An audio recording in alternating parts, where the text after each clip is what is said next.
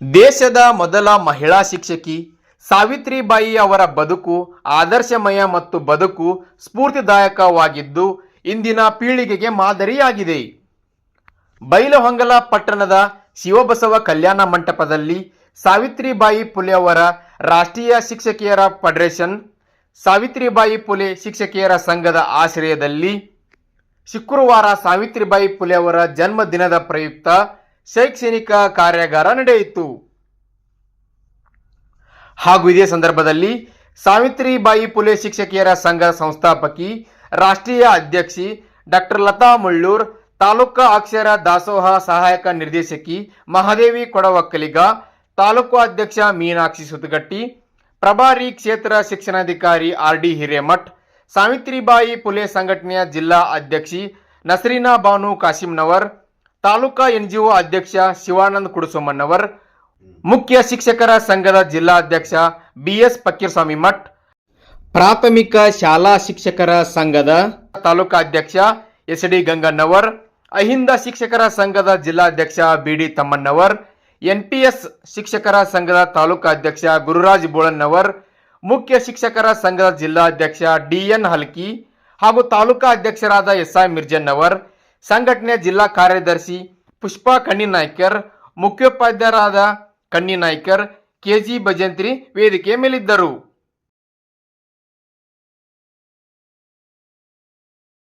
ತಾಲೂಕಾ ಸಂಘಟನೆಯ ಪದಾಧಿಕಾರಿಗಳು ಹಾಗೂ ಶಿಕ್ಷಕಿಯರು ಪಾಲ್ಗೊಂಡಿದ್ದರು. ಉಪನ್ಯಾಸಕಿ ವಿಜಯ ಅಂಗಡಿ ಪಿಜಿ ಕೆಂಬಲಾಪುರ್ ಸ್ವಾಗತಿಸಿದರು. ದೈಹಿಕ ಶಿಕ್ಷಕಿ ಪಿ.ವೈ. ಸಿಂತ್ರಿ ನಿರೂಪಿಸಿದರು. ಶಿಕ್ಷಕಿ ಗಿರಿಜಾ ಬಂದಕ್ನವರ್ ವಂದಿಸಿದರು. ಶೈಕ್ಷಣಿಕ ಕ್ಷೇತ್ರದಲ್ಲಿ ಸಾಧನೆ ಮಾಡಿದ ಗುರುವೃಂದವನ್ನು ಸನ್ಮಾನಿಸಲಾಯಿತು.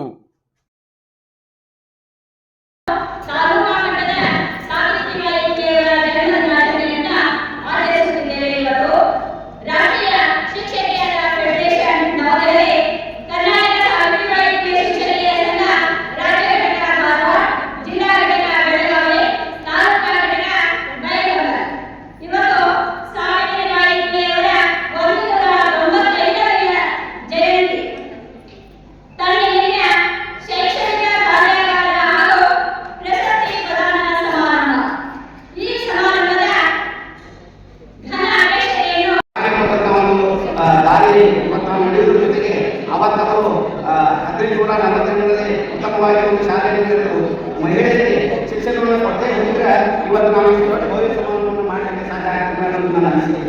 ಆ ನಿಟ್ಟಿನಲ್ಲಿ ಇವತ್ತು ಬಂದಂಥ ಎಲ್ಲ ನಮ್ಮ ಮಹಿಳಾ ಶಿಕ್ಷಕರಾಗಿರ್ಬೋದು, ಎಲ್ಲ ಸಂಘಟನೆಗಳಾಗಿರ್ಬೋದು, ಈ ಮಹಿಳೆಯರ ಅಭಿವೃದ್ಧಿಗಾಗಿ ನಾವೆಲ್ಲ ಪ್ರಯತ್ನ ಮಾಡಬೇಕಾಗಿದೆ. ಆ ನಿಟ್ಟಿನಲ್ಲಿ ಇವತ್ತು ಈ ಕಾರ್ಯಕ್ರಮದಲ್ಲಿ ನನ್ನನ್ನು ಒಂದು ಎರಡು ಮಾತನಾಡಲಿಕ್ಕೆ ಅವಕಾಶ ಕೊಟ್ಟಿದ್ದೀವಿ. ಅದಕ್ಕೆ ತಮಗೆ ಮತ್ತೊಮ್ಮೆ ಧನ್ಯವಾದಗಳಿಂದ, ಯಾಕಂದ್ರೆ ನಾನೀಗ ಅನ್ಯ ಕಾರ್ಯಕ್ರಮಕ್ಕೆ ಬೆಳಗಾವಿಗೆ ಹೋಗಬೇಕಾದ ಸಂಬಂಧ ಎರಡು ಮಾತನ್ನು ಹೇಳಲಿಕ್ಕೆ ಅವಕಾಶ ಕೊಟ್ಟಿದ್ದೀವಿ. ತಮಗೆ ಮತ್ತೊಮ್ಮೆ ನಾನು ಈ ವೇದಿಕೆ ಪರವಾಗಿ ಧನ್ಯವಾದ ತಿಳಿಸಿ ಎರಡು ಮಾತನ್ನು.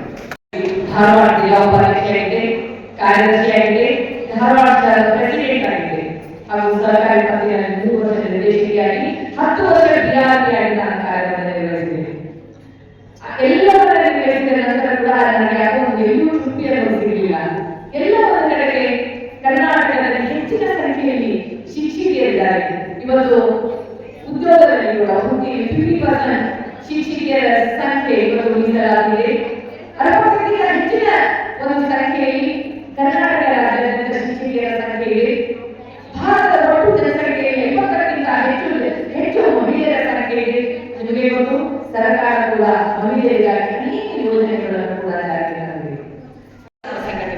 ಸಾವಿತ್ರಿಬಾಯಿ ಫುಲೆ ಜನ್ಮ ದಿನಾಚರಣೆ ಏನಾಯ್ತು, ಎಲ್ಲ ಶಾಲೆಗಳಲ್ಲಿ ಆಚರಿಸುವಂತೆ 2019ರಲ್ಲಿ ಆದೇಶ ಆಯಿತು. ನಮ್ಮ ಸಂಘದ ಒಂದು ಪ್ರಯತ್ನ.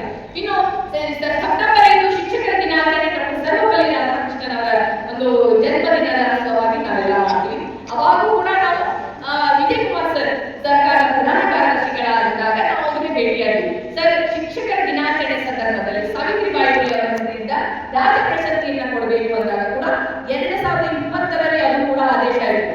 2020ರಲ್ಲಿ ಶಿಕ್ಷಕರ ದಿನಾಚರಣೆ ದಿವಸ ಸಾವಿತ್ರಿಬಾಯಿ ಫುಲೆ ಅವರ ಹೆಸರಿನಿಂದ ಪ್ರಶಸ್ತಿಯನ್ನ ಕೊಡಬೇಕು ಅನ್ನುವಂತ ಆದೇಶ ಕೂಡ ಆಯಿತು. ಹೀಗೆ ಒಂದು ಸಂಘಟನೆ ಯಾರು ಬೇಕು ಅಂದ್ರೆ ನಮ್ಮ ಹೋರಾಟ ಸಮಾನತೆಗಾಗಿ. ನಾನು ಹೆಚ್ಚು ನೀನು ಹೆಚ್ಚು ಅನ್ನೋದಲ್ಲ. ಪುರುಷ ಪ್ರಧಾನ ಸಂಘಟನೆಗಳ ಜೊತೆಗೆ ಕೇವಲ ನಮ್ಮನ್ನು ಓಟ್ ಬ್ಯಾಂಕ್ಗಳಾಗಿ ಬಳಸ್ಕೋಬೇಡ್ರಿ. ನಮಗೂ ಸಮಾನತೆ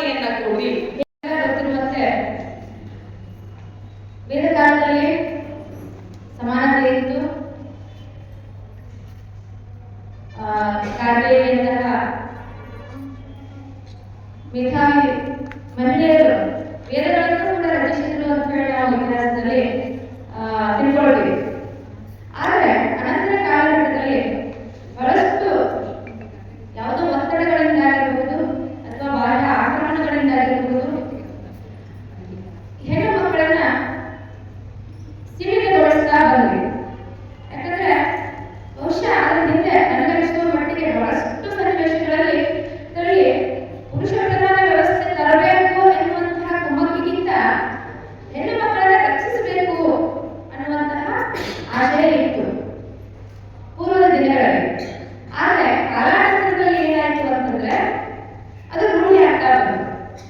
ಯಾರಾದ್ರೂ ಆ ವ್ಯವಸ್ಥೆಯಿಂದ ವ್ಯವಸ್ಥೆ ಸುಧಾರಿಸಿದ ಸಹಿತ ಆ ವ್ಯವಸ್ಥೆಯಿಂದ ನಾವು ಹೊರಗೆ ಬರ್ತೀವಿ ಅಂತ ಅಂದಾಗ ಯಾಕಾಗಿ ಒಂದು ಗೋಡೆಯನ್ನು ಕಟ್ಟುವಂತಹ ಮನಸ್ಥಿತಿಗಳು ಇಟ್ಕೊಳ್ಬಹುದು. ಸಂಘ ರಾಜ್ಯ ಘಟಕ ಧಾರವಾಡ ಹಾಗೂ ಬೆಳಗಾವಿ ಜಿಲ್ಲೆ ಬಯಲೂರು ತಾಲೂಕಾ ಘಟಕದ ಆಶ್ರಯದಲ್ಲಿ ಅತ್ಯಂತ ಹೃದಯ ಸ್ಪರ್ಶಿ ಕಾರ್ಯಕ್ರಮವನ್ನು ಆಯೋಜನೆಯನ್ನು ಮಾಡುವ ಮುಖಾಂತರ ಈ ಕಾರ್ಯಕ್ರಮಕ್ಕೆ ಉದ್ಘಾಟನೆಯನ್ನು ಮಾಡಿ ಬಹಳಷ್ಟು ಮಾರ್ಮಿಕವಾದ ಹಕ್ಕು ಮತ್ತು ಜವಾಬ್ದಾರಿಗಳನ್ನು ನಮ್ಮೆಲ್ಲರಿಗೆ ಮಾರ್ಗದರ್ಶನದ ಮೂಲಕ ಮಾತನಾಡಿರ್ತಕ್ಕಂಥ ರಾಷ್ಟ್ರೀಯ ಅಧ್ಯಕ್ಷರು ಸಹೋದರಿ ನಮ್ಮ ಧಾರವಾಡ ಜಿಲ್ಲೆಯಲ್ಲಿ ಈ ಒಂದು ಸಂಘವನ್ನು ಬಹಳ ಗಟ್ಟಿಯಾಗಿ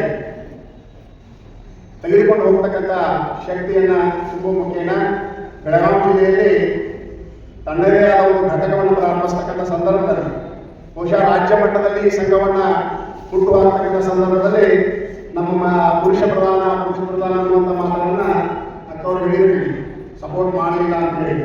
ಅದು ಸತ್ಯ ಇರಬಹುದು.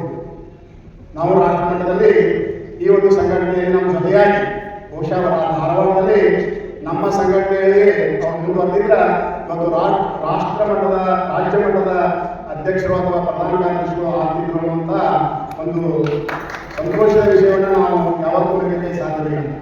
ಅವರ ವಿಶಾಲವಾದ ಆಲೋಚನೆ, ವಿಶಾಲವಾದ ಮನಸ್ಥಿತಿಯಿಂದ ಜಿಲ್ಲೆಯೊಳಗೆ ಬಂದರೆ ನಾನೆಲ್ಲೂ ಸಂಘಟನೆಯನ್ನು ಗಟ್ಟಿಯಾಗಿ, ಯಾಕಂದ್ರೆ ಒಂದು ಮನೆ ಬಿಟ್ಟು ಹೊರಗೆ ಬಂದೇವಂದ್ರೆ ವ್ಯತ್ಯಾಸಗಳಿರ್ತಾವೆ, ವಿರೋಧಗಳಿರೋದಿಲ್ಲ, ಬೇಡಿಕೆಗಳಿರ್ತಾವೆ. ಆ ಬೇಡಿಕೆಗಳನ್ನು ಆ ಹಿರಿಯರಾದವರು ಈಡೇರಿಸಿ ಅಂದಾಗ ಭಿನ್ನಾಭಿಪ್ರಾಯಗಳು ಇದು ಸಹಜ. ಆ ಭಿನ್ನಾಭಿಪ್ರಾಯಗಳನ್ನು ಸರಿಯಾಗಿ ತೂಗಿಸಿಕೊಂಡು ಜಿಲ್ಲೆಯೊಳಗೆ ಇದೇ ರೀತಿ ನೋಡ್ರಿ, ಎಲ್ಲ ವ್ಯಕ್ತಿಯೊಳಗೆ ಎಲ್ಲ ಸಂಘಟನೆ ಅದಾವ. ಇದು ಎಲ್ಲ ತಾಲೂಕಿನೊಳಗೆ ನಮ್ಮ ಜಿಲ್ಲೆಯೊಳಗಾಗಿದ್ದರೆ ನಾವು ಯಾರೂ ಸಫರ್ ಆಗ್ತಿರ್ಲಿಲ್ಲ, ಯಾರೂ ಹೆಣ್ಣು ಮಕ್ಕಳಿಗೆ ಅವಮಾನ ಆಗ್ತಿರ್ಲಿಲ್ಲ. ಯಾಕಂದ್ರೆ ನಾನು ನೋವಿನಿಂದಲೇ ಹೇಳತ್ತೀನಿ, ನನಗೆ ಭಾಳಷ್ಟು ಕಷ್ಟ ಅನ್ನಿಸ್ತೀವಿ ಸಂಘಟನೆ ಮಾಡೋದು. ಉದಾಹರಣೆ ಸರ್ ಮಾಡಿಕೊಟ್ಟು ಆ ನಡುವೆ ಫೋಟೋ ಪೂಜಾ ಮಾಡಬೇಕಾದ್ರೆ 2 ವರ್ಷ ಇತ್ತು. ಇದು ತಾಲೂಕಿನೊಳಗೆ ಅವರ ನಾಯಕರಿರಬೇಕು. ಮೇಡಮ್ ಅವ್ರು ಯಾವಾಗ ಒಂದು ಸಣ್ಣ ಫೋಟೋ ನೋಡಿದ್ರು ಭಾಳ ಖುಷಿಯಿಂದ ಬೆಳಕತ್ತಾರೆ. ಯಾವುದೋ ಒಂದು ಅಧಿಕಾರಿಗಳಿಗೆ ಮನವಿ ಕೊಟ್ಟು ಬಂದರೆ ಬಹಳಷ್ಟು ಬೇಡ, ಅವರಿಂದ ನಾವು ನಾಯಕತ್ವ ಗುಣವನ್ನು ಕಲಿಬೇಕು. ಅದೇ ರೀತಿ ನಮ್ಮ ಎಲ್ಲ ಜಿಲ್ಲಾ ತಾಲೂಕಾ ಅಧ್ಯಕ್ಷರು ಮತ್ತು ಎಲ್ಲ ತಾಲೂಕಾ ಪದಾಧಿಕಾರಿಗಳು ಸೇರಿ ಒಂದು ಒಗ್ಗಟ್ಟ, ಅವ್ರ ಜೊತೆಗೆ ಎಲ್ಲ ಸಹೋದರರು ಸಹಕಾರದಿಂದ ಒಂದು ಕಾರ್ಯಕ್ರಮ ಮಾಡೋಕ್ಕೆ ಸಾಧ್ಯ ಆಯಿತು ಅಂತ. ಒಂದು ಸರ್ತಿ ಅವಕಾಶಗಳು ಸಿಕ್ಕು, ಇನ್ನೊಂದು ಸರ್ತಿ ಅವಕಾಶಗಳು ಸಿಗದೇ ಇದ್ದಂಥ ಸಂದರ್ಭಗಳು ಇದ್ದಿದ್ದರಿಂದ ಹಾಗೆ ಮಾನಸಿಕವಾಗಿ ದೈಹಿಕವಾಗಿ ಕೆಲವು ಒತ್ತಡಗಳಿಗೆ ಸಿಲುಕಿದ್ದಾರೆ. ಇದು ಯಾವಾಗಿಂದ ಅಂತಂದ್ರೆ ಪ್ರಾಚೀನ ಕಾಲದಿಂದಲೂ ಇನ್ನೂವರೆಗೂ ಇದೆ. ಉದಾಹರಣೆಗೆ ಪ್ರಾಚೀನ ಕಾಲದಿಂದ ಯಾವಾಗಿಂದ ಸ್ಟಾರ್ಟ್ ಆಗಿ ಹೆಣ್ಮಕ್ಳಿಗೆ ಒತ್ತಡ ಸಮಸ್ಯೆ ಅಂತ ತೆಗೆದುಕೊಂಡಾಗ ಯಾವಾಗಿಂದ ಸಮಸ್ಯೆ ಆರಂಭವಾಯಿತು ಅಂತಂದ್ರೆ ಯಾವತ್ತು ಹೆಣ್ಣು ಮಗು ಹುಟ್ಟಿಲ್ಲ ಅವತ್ತೇ ಸಮಸ್ಯೆ ಒತ್ತಡ ಪ್ರಾರಂಭ.